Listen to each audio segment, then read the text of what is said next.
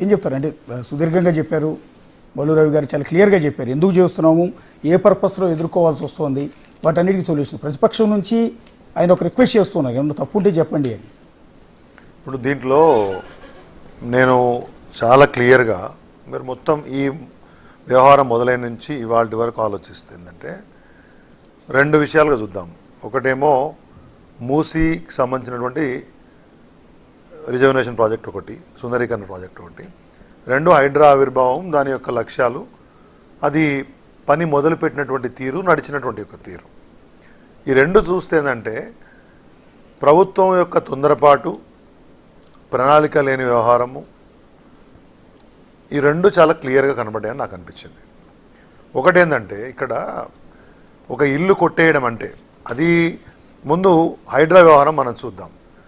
మన చెరువుల యొక్క ప్రొటెక్షన్, లేక్ ప్రొటెక్షన్ చేస్తామని చెప్పారు. చెరువుల యొక్క ఎఫ్టీఎల్లో బఫర్ జోన్లో ఉన్న నిర్మాణాలు తొలగించి ప్రభుత్వ స్థలాలు కాపాడుతాము, లేకపోతే ముంపు రాకుండా చూస్తామని చెప్పారు. సరే, ఒక సినీ నటునికి సంబంధించినటువంటిది బిల్డింగో మరొకటి అవన్నీ చేశారు. చేసిన తర్వాత సమస్య ఎక్కడ వస్తూ ఉందంటే look it in a larger extent. మీరు ఒక లార్జర్ పిక్చర్ చూడాలి. ఒక చెరువును ఆక్రమించుకోనో, ఓ ఎఫ్టీఎల్ ఆక్రమించో, ఏ ప్రభుత్వం ఇచ్చింది, కాంగ్రెస్ ప్రభుత్వం ఇచ్చిందా, టీడీపీ ఇచ్చిందా, తర్వాత బీఆర్ఎస్ ప్రభుత్వంలో కొంతమంది అవినీతి అధికారులు ఇచ్చినారా, ఎట్లా జరిగిందనేది కాదు. ఎవరో ఒకతను అది ఎఫ్టీఎల్ కాదు అని ప్రూవ్ చేసో ఏదో రకంగా అనుమతి తెచ్చుకొని అపార్ట్మెంట్ కట్టిండి అనుకోండి. దాంట్లో 20 ఫ్లాట్లో 30 ఫ్లాట్లో ఉంటే మధ్యతరగతి వాళ్ళు దాంట్లో అన్ని రకాల అనుమతులు, అంటే బ్యాంక్ లోన్ ఇచ్చిందంటే మనం ఏమనుకుంటామంటే బ్యాంక్ వాళ్ళు టోటల్ లీగల్ ఒపీనియన్ తీసుకున్న తర్వాత మీ క్రెడిట్ వర్తినెస్ చూసి లోన్లు ఇస్తారు. వాళ్ళు 20-30 సంవత్సరాలకు ప్లానింగ్ వేసుకొని ఉంటారు. ఆ రకంగా సొంత ఇల్లు కొనుక్కున్న ఒక ఫీలింగ్లో వాళ్ళు ఉంటారు. ఈ బిల్డరు కట్టిండు, అమ్మేసుకుంటూ ఆయన పోయిండు. ఇవాళ కొత్త ప్రభుత్వం వచ్చింది, వాళ్ళు ఒక ఆలోచన తీసుకున్నారు, ఓ సంస్థను పెట్టారు. ఆ సంస్థ పోతే అది ఎఫ్టీఎల్ కాబట్టి ఆ బిల్డింగ్ కూల్చేస్తారని మీరు చెప్తున్నారు. మరి వీళ్ళ జీవితానికి రెస్పాన్సిబిలిటీ ఎవరు అనే ప్రశ్న నుంచి ఈ సమస్య మొదలైంది. మరి ప్రభుత్వమే కదా కాపాడాలి. ఏ ప్రభుత్వం ఉన్నా ప్రభుత్వ శాఖలే కదా రెస్పాన్సిబిలిటీ. అంటే ఇప్పుడు జిహెచ్ఎంసీ పర్మిషన్ ఇచ్చినారు, హెచ్ఎండిఏ పర్మిషన్ ఇచ్చుంటారు, ఆక్యుపెన్సీ సర్టిఫికేట్ ఇచ్చుంటారు. ఆ బిల్డింగ్ పునాదుల దగ్గర నుంచి కంప్లీట్ కావాలంటే ఒక సంవత్సరంన్నర పడుతుంది. టౌన్ ప్లానింగ్ ఆఫీసర్లు, అక్కడ డిప్యూటీ కమిషనర్లు, జోనల్ కమిషనర్లు, సిటీ చీఫ్ ప్లానర్లు అందరూ ఉన్నారు కదా. మరి వీళ్ళెవ్వరూ రెస్పాన్సిబుల్ కాకుండా ఓన్లీ ఎండ్ కన్జ్యూమర్ ఎవరైతే ఉన్నారో వాళ్ళని బాధ్యులను చేసి మేము డిస్ప్లేస్ చేస్తామంటే ఎట్లా? కాబట్టి దీనికి ఒక సరైన ప్రణాళిక లేకుండా ప్రభుత్వం ఒక నిర్ణయం తీసుకున్నప్పుడు రాత్రికి రాత్రి ఏదో చేద్దామనే ఆలోచన కాకుండా హైదరాబాద్ చుట్టూతా ఉన్నటువంటి టోటల్ చెరువులు మీరు ఐడెంటిఫై చేసి ఉంటే, గత ప్రభుత్వం కూడా చేసినాం, లేక్ ప్రొటెక్షన్ కమిటీ ఉంది, చాలా చెరువులు గుర్తించినాం, వాటి కంచెలేసి ఎఫ్టీఎల్స్ ఫిక్స్ చేసి వాటిని ఎవరు ఎంకరేజ్మెంట్ చేయకుండా చేసినారు. చాలా చెరువులకి వాచ్ టవర్లు కూడా నిర్మించినాం. ఆ తర్వాత మన నాలాలకు సంబంధించి వెస్ట్రన్ పార్ట్ ఆఫ్ హైదరాబాద్ నుంచి మొదలుపెట్టి ఇక్కడ ఈస్టర్న్ పార్ట్ ఆఫ్ హైదరాబాద్ వరకు కూడా ఈ మన అప్ స్ట్రీమ్ నుంచి డౌన్ స్ట్రీమ్ వరకు చాలా కట్టడాలు నాలాల మీద ఉన్నాయి. ఇప్పుడు రాజకీయ ఒత్తిడిలో లేకపోతే సాధారణ ప్రజలో ఇది ముందు వెనుక తెలుసుకోలేని పరిస్థితుంది. కాబట్టి స్ట్రాటజిక్ నాలా డెవలప్మెంట్ ప్లాన్ పెట్టి ఎగ్జిస్టింగ్ నాలాలని ఉన్నంత వరకు ఎన్హాన్స్ చేయడము, లేకపోతే ఉన్న విడుతును కాపాడుకోవడము, డెప్త్ క్లియర్ చేయడము, స్టిల్ట్ మేనేజ్మెంట్ ఏదో చేద్దామనేటువంటి సిల్ట్ మేనేజ్మెంట్ చేద్దామనే ప్లానింగ్ ఏదో చేసినాము.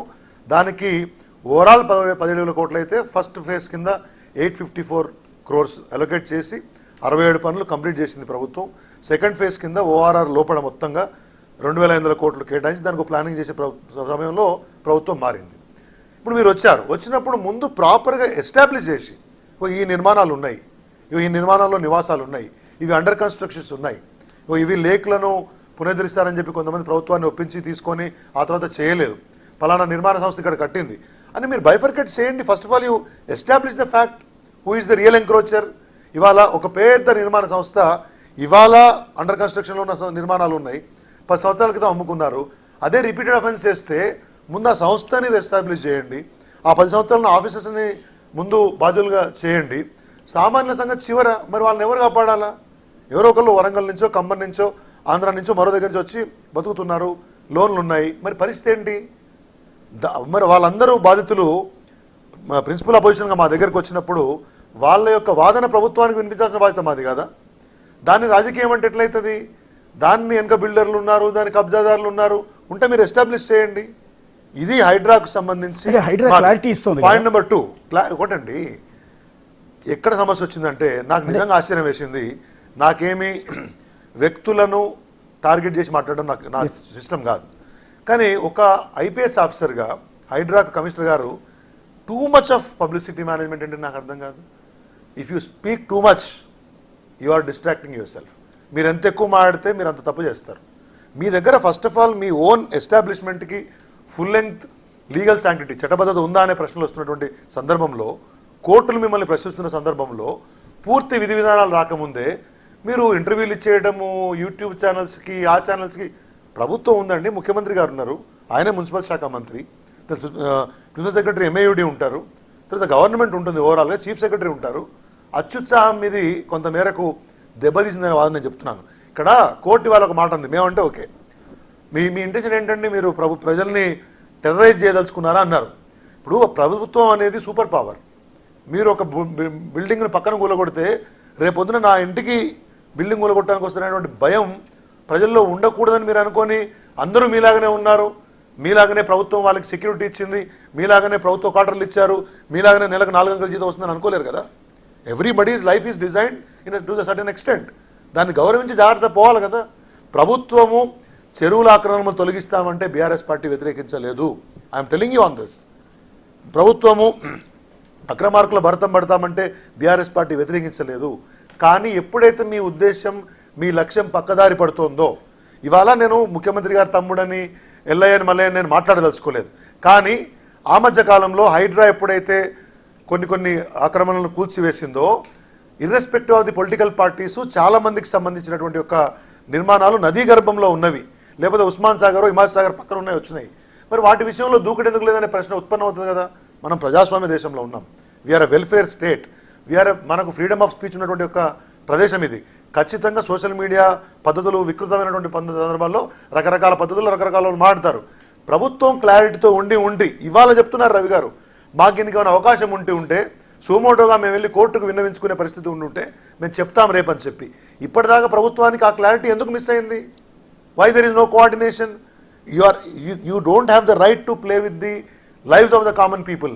మీరు పెద్దవాళ్ళు చిన్నవాళ్ళని కాదు, end of the day money is money. మీరు జాగ్రత్తగా చేయండి. ఏది ఈ హైడ్రా సంబంధించి, లేక్ ప్రొటెక్షన్ సంబంధించి ఖచ్చితంగా ఇప్పుడు బయోడైవర్సిటీ, ఎకో డైవర్సిటీ, లేకపోతే చెరువులు కాపాడాలా, లేక్స్ కాపాడాలా, హైదరాబాద్ సిటీ ఆఫ్ లేక్స్, ఇది ఖచ్చితంగా కాపాడుకోవాలా, మనందరికీ ఉంది. పద్ధతి ప్రకారం చేయమని మాత్రం కోరుతున్నాం. పేదవాళ్ళు, మధ్యతరగతి, దిగుమతి వాళ్ళ యొక్క ఆదాయాలు చాలా సంక్షిప్తం. ఇప్పటికే ప్రభుత్వాల పరిస్థితి మనందరికీ కూడా తెలుసు, కాబట్టి వాళ్ళని ఆగం చేయొద్దనేది పాయింట్ నెంబర్ 1. హైడ్రా మూసీ దగ్గరికి ఎంఆర్డీసీఎల్ పెట్టిందే కేసీఆర్ గారి ప్రభుత్వం. Musi river front development corporation పెట్టింది మేము. దానికి 18,000 కోట్ల రూపాయలు అవుతుందని చెప్పేసి ప్లాన్ చేసి, దాన్ని ఓవరాల్గా స్ట్రెచ్ డిసైడ్ చేసి, ఎన్ని చోట్ల వంతెనలు ఉండాలా, ఎన్ని చోట్ల ఇవన్నీ ఉండాలని చెప్పేసి లాస్ట్ టైం డిసైడ్ చేసినాం. ఇప్పటికి కూడా మూసీ రివర్ ఫ్రంట్ డెవలప్మెంట్కి ఎవరు బీఆర్ఎస్ పార్టీ వ్యతిరేకం ఎందుకు చేస్తుందండి? కానీ నాకు అర్థం కాలేదు, ఒక అద్దె ఇల్లు ఖాళీ చేయడానికి ఓవర్ నైట్ ఇష్టపడరు. గాంధీ భవన్ ఖాళీ చేయాల్సి వచ్చినటువంటి పరిస్థితి అప్పట్లో. ఆయనకు ఒక బస్తీ ఉండే, మీకు బాగా గుర్తుంటుంది, అన్నకి భీమరావు బాడ. ఎంత గొడవ అయిందండి. నేనేమంటున్నా, మనుషుల్ని మీరు వాళ్ళు వచ్చి మార్కింగ్ చేసి పలానా ఎక్కడనో నీకు కొల్లూరు దగ్గరనో లేకపోతే ఎల్బీనగర్ అవతలలో ఇల్లు ఇస్తా పొమ్మంటే, ఇక్కడ వాళ్ళు చిన్న వ్యాపారాలకు, చిన్న పనులకు, చిన్నటువంటి లైవ్లీహుడ్ ఎస్టాబ్లిష్మెంట్స్లో పనిచేస్తున్న వాళ్ళు ఉంటారు. ఇంట్లో పనిచేసే వాళ్ళు ఉండొచ్చు, ఆటో తోలుకునే వాళ్ళు ఉండొచ్చు, కూరగాయల షాపుల వాళ్ళు ఉండొచ్చు. వాళ్ళు ఉండే జీవన ప్రాంతానికి 5 కిలోమీటర్లు 10 కిలోమీటర్లు వేస్తారు. ఒక లైఫ్ స్టైల్ సెట్ అవుతుంది. మీరు ఓవర్ నైట్ డిస్ప్లే చేస్తాము, 3 రోజులకి చేసేస్తాము, 4 రోజులు చేసేస్తామని చెప్పేసి దానకిషోర్ గారు అనుకుంటే చేయాలా? మీరు ముందు ఒక అవగాహన సదస్సు, మనం కరెంటు ఛార్జీలు 50 పైసలు పెంచాలంటే మనం ఒక ఈఆర్సీ ఉంది, దానికి పబ్లిక్ తోటి మనం మాట్లాడి ఇవన్నీ చేస్తాం. కాబట్టి మీరు నిర్వాసితులు అవుతారనుకున్న వాళ్ళను, ఆక్రమణదారులు ఉంటే ఒకలాగా, కానీ ప్రభుత్వమే ఏదో ఒక రోజున irrespective of the governments concern పట్టాలు ఇచ్చి ఉంటే, లేదు పట్టాలు ఇవ్వడానికి పెండింగ్ ఉంటే, వాళ్ళ ఓట్లు వేయించుకున్నాం కదా మనందరం కూడా. నీ పార్టీ పోయింది, నా పార్టీ పోయింది, అందరు పోయినారు కదా. ఆ రోజు ఓటేసిన రోజు వీడు ఆక్రమణదారుడు, ఈ ఇంట్లో ఓటుకు నేను వేసుకోలేను, ఈయన నా భూమి గుంజుకున్నాడు, ఈయన నదీ గర్భంలో ఉన్నాడు, వీళ్ళ ఓట్లు లేకుండా చెప్పారు ఎవరైనా? అందుకని నేను చెప్తున్నాను ఒకటే ఫైనల్ అండి, మూసీ నదీ గర్భానికి సంబంధించిన విషయంలో మీరు ఎవరినైనా అక్కడి నుంచి రిలోకేట్ చేసి ఆక్రమణాలు తొలగించడం అనేది ఒక అంశం. తర్వాత దాంట్లో పట్టాలు ఉన్న వాళ్ళు, సుదీర్ఘకాలం ఉన్న వాళ్ళు, తరతరాలు ఉన్న వాళ్ళని చేయాలన్నప్పుడు ముందు అవగాహన సదస్సు పెట్టండి. ప్రాపర్గా ఆఫీసర్స్ని ఆఫ్ ఆల్ డిపార్ట్మెంట్ ఎస్టాబ్లిష్ చేయండి. ఆడ ఆల్ పొలిటికల్ పార్టీ సంబంధించినటువంటి నాయకులు వాళ్ళు వీళ్ళు ఉంటారు, అందరితో మాట్లాడిపించండి. ఇది మొత్తం మహానగరానికి సంబంధించిన విషయము. మీ యొక్క జీవనం కూడా ఈ నదీ గర్భంలో ఉంటేనో దీని పక్కనే ఉంటే దుర్భరంగా ఉంటుంది. మీ భావి జీవితాలన్నా భావితరాలు బాగుంటాయని వాళ్ళకి చెప్పండి. వాళ్ళకి కాంపెన్సేషన్ ఇవ్వండి. There are adapted systems. మీకు ల్యాండ్ అక్విజిషన్ యాక్ట్ ఉంది, లేకపోతే డిస్ప్లేస్మెంట్ చేసేటప్పుడు వాళ్ళను అక్కడికి వెళ్ళి తీసినప్పుడు రిలోకేట్ చేసేటప్పుడు కొన్ని చట్టాలు ఉన్నాయి, వాటిని అనుసరించండి. మనుషులను, కుటుంబాలను, వాళ్ళ భవిష్యత్తు ముడిపెట్టి చూడండి. మన కుటుంబాలైతే మనకు బాగా కలిగి ఉన్న వాళ్ళైతే మీరు చెప్తే 3 రోజులలో పోతారండి. ఓ చిన్న మామూలు వాడు కాబట్టి చెరువులు ప్రక్షాళన కానీ మూసీ ప్రక్షాళన కానీ సరే ఇవన్నీ తొలగించేటప్పుడు మీరు అన్నట్టు హడ్డిల్స్ వస్తూ ఉంటాయి, ప్రాబ్లమ్స్, నిరుపేదలు ఉంటారు, మీరు చెప్పిన ప్రాబ్లమ్స్ అన్నీ ఉంటాయి. సో వాటిని ప్రక్షాళన చేయడానికి బీఆర్ఎస్ వ్యతిరేకం కాదంటారు. మేమే ఎంఆర్డీసీలు పెట్టినా చెప్తున్నా కదా. Musi river front development corporation Congress party పెట్టిందా? ఇష్యూ ఈస్ పెట్టడం వేరు కాదండి, పెట్టడం వేరు, దాని ఇంప్లిమెంటేషన్ చేయడం వేరు కదా. ఇప్పుడు ఇవాళ ఫాస్ట్ రియాక్షన్ మేము ఇనిషియేట్ చేసినాము. ఒకటి గుర్తుపెట్టుకోండి, ఎండ్ ఆఫ్ ద డే నేను ఎందుకు ఒక మాట అన్నాను, we are a welfare state. Before the development welfare comes. మీరు ఇక్కడ సాధారణ ప్రజలు, ఇక్కడేమి మనం అందరం కూడా ఇవాళ రాహుల్ శ్రీధర్ రెడ్డి గారు చాలా పద్ధతిగా చెప్తున్నారు ఇవన్నీ చేస్తే బాగుండేది. నేను ఒకటే పాయింట్ మీకు చెప్తున్నా, ఇక్కడ ప్రతి ఒక్కళ్ళ యొక్క జీవనగమనం వేరేలాగా ఉంటుంది, వాళ్ళ ఆర్థిక పరిస్థితి వేరేలాగా ఉంటుంది, వాళ్ళ జీవితాన్ని రచించుకున్న తీరు వేరేలా ఉంటుంది. ఆడ మొత్తం ఎన్ని కిలోమీటర్లు అయితే ఉందో దాని ఐదర్ సైడ్స్ ఉన్నటువంటి కొన్ని లక్షలాది మంది ప్రజలు, వేలాది మంది ప్రజలు ఎవరైతే ఉన్నారో వాళ్ళని మీరు ప్రాపర్గా సిస్టమేటిక్గా ఫేస్ వైజ్ కన్విన్స్ చేసి పద్ధతి. ఇప్పుడు ఎంత కన్విన్స్ చేసినా కన్విన్స్ అయిపోతే దేర్ ఆర్ గవర్నమెంట్ లాస్ అండి, దాన్ని మీరు ఇంప్లిమెంట్ చేయండి. కానీ ఓవర్ నైట్ మీరు రిలొకేట్ చేస్తాము, డిస్ప్లేస్ చేస్తామంటే దిట్ ఈస్ ఇన్హ్యూమెన్.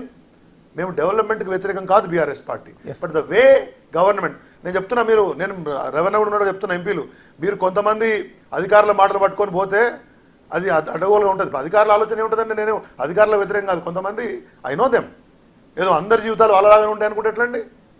ఇక్కడి నుంచి బయట నుంచి వచ్చిన వాళ్ళు ఉంటారు, అవసరానికి వచ్చిన వాళ్ళు ఉంటారు. కాబట్టి మీరు మానవత్వంగా ఒక మానవీయ కోణంలో ఆలోచించి పద్ధతిగా ప్రభుత్వాలు ఎట్లా బిహేవ్ చేయాలనో ఆ రకంగా ముందు తీసుకొని పోండి, బాగుంటుంది. కానీ మనమేదో పవర్ యూటిలైజ్ చేస్తే సరైన పద్ధతి కాదనేది నా ఉద్దేశం. We are not against the development, we are against the draconian approach of the government, nothing behind that. Okay, ఎట్లా సార్? నేను చెప్పింది ఏంటంటే ప్రభుత్వం డెవలప్మెంట్ కి సంస్కరణలకు మేము వ్యతిరేకం కాదు, కానీ అనుసరిస్తున్న పద్ధతులకు తప్పు అనేది నేను చెప్తా ఉన్నాను.